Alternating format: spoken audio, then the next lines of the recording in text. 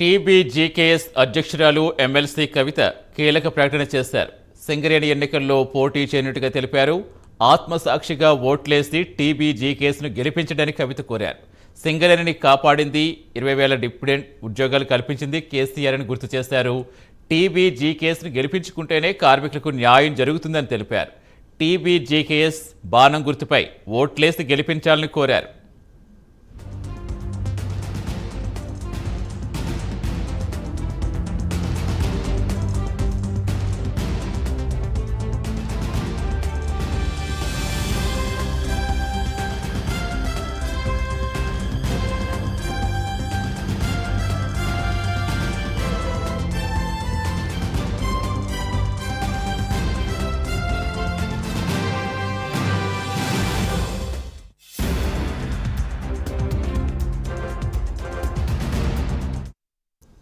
TBGKS అధ్యక్షురాలు MLC కవిత కీలక ప్రకటన చేశారు. సింగరేణి ఎన్నికల్లో పోటీ చేయనున్నట్టుగా తెలిపారు. పూర్తి సమాచారం ఇచ్చేందుకు మా కరెస్పాండెంట్ చందు జరుగుతున్నారు.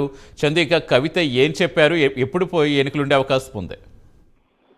సతీష్, ఈ నెల 27న సింగరేణిలో ఎన్నికలు జరగబోతున్నాయి. హైకోర్టు కూడా తీర్పు ఇచ్చింది ఎన్నికలు నిర్వహించుకోవాలని. ఈ నేపథ్యంలో ఏదైతే తెలంగాణ బొగ్గని కార్మిక సంఘం అంటే బీఆర్ఎస్ పార్టీకి అనుకూలంగా ఉన్నటువంటి సంఘం మొదటి 2014-18 ఎన్నికల్లో కూడా 2 సార్లు కూడా సింగరేణిలో బీఆర్ఎస్ అనుబంధ సంఘమే జెండా ఎగిరేసింది. అయితే ఈసారి ఎన్నికల్లో మొదటగా పోటీ చేయవద్దని ఒక నిర్ణయం తీసుకుని కేసీఆర్ కూడా ఎన్నికల్లో పోటీ చేయొద్దు టీజీబీకేఎస్ అని చెప్పినట్లుగా కూడా మన సమాచారం ఉంది. ఈ నేపథ్యంలో టీజీబీకేఎస్ నేతలంతా కూడా కేసీఆర్ నిర్ణయాన్ని వ్యతిరేకిస్తూ వాళ్ళందరూ కూడా మూకుమ్మడిగా రాజీనామా చేయాలి సంఘానికి, అదేవిధంగా ఐఎన్టీసీలో చేరాలని ఒక నిర్ణయం తీసుకున్నారు.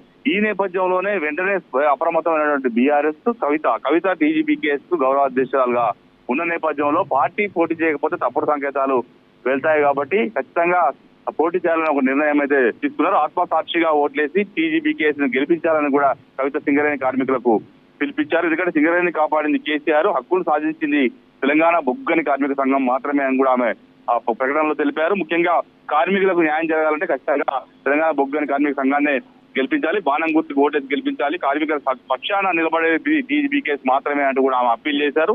ముఖ్యంగా 20,000 డిపెండెంట్ ఉద్యోగాలు కల్పించినటువంటి ఘనత కేసీఆర్ది కాబట్టి ఖచ్చితంగా సింగరేణిలో టీజీబీకేఎస్ జెండా ఎగరవేయాలి, పోటీ చేయాలని కూడా నిర్ణయం అయితే తీసుకున్న పరిస్థితి కనిపిస్తుంది. ఎందుకంటే ఇటీవల జరిగినటువంటి సార్వత్రిక ఏదైతే అసెంబ్లీ ఎన్నికలు ఏదైతున్నాయో ఎన్నికల్లో బీఆర్ఎస్ పార్టీ పరాజయం పాలైంది, అధికారం కోల్పోయింది. ఈ నేపథ్యంలో ఇప్పుడు మళ్ళీ వెంటనే సింగరేణి కోల్బెల్ట్ ఏరియాలో ఎన్నికలు వస్తున్నాయి కాబట్టి సింగరేణి ఏరియాలో మొత్తంగా కాంగ్రెస్ పార్టీ అన్ని నియోజకవర్గాల్లో విజయం సాధించిన నేపథ్యంలో ఈసారి గెలుపు అనేది మాత్రం చాలా అంత ఈజీ బీఆర్ఎస్ పార్టీ అనుబంధ సంఘానికి ఉండే పరిస్థితి లేదు నేపథ్యంలో ఖచ్చితంగా ఓటమి పాలవుతుందన్నటువంటి ఒక చర్చ జరుగుతున్న నేపథ్యంలో పోటీకి దూరంగా ఉండాలని భావించినప్పటికీ కూడా ఒకవేళ పోటీ చేయకపోతే ఖచ్చితంగా ఓటమిని ముందే అంగీకరించిన అవుతుందని కూడా కవిత భావించినట్టుగా మనకు అర్థమవుతోంది. ఈ నేపథ్యంలో సింగరేణి ఎన్నికల్లో పోటీ చేయాలని కూడా నిర్ణయం అయితే తీసుకున్నట్టుగా తెలుస్తుంది. దీంతో పాటు ఎవరైతే టీజీబీకేఎస్ నాయకులు ఐఎన్టీసీలోకి వెళ్ళాలనుకున్నారో వాళ్ళందరినీ కూడా ఆపే ప్రయత్నం చేస్తున్నట్టుగా కూడా మనకు సమాచారం అవుతోంది. Satish, right, thank you Chandu.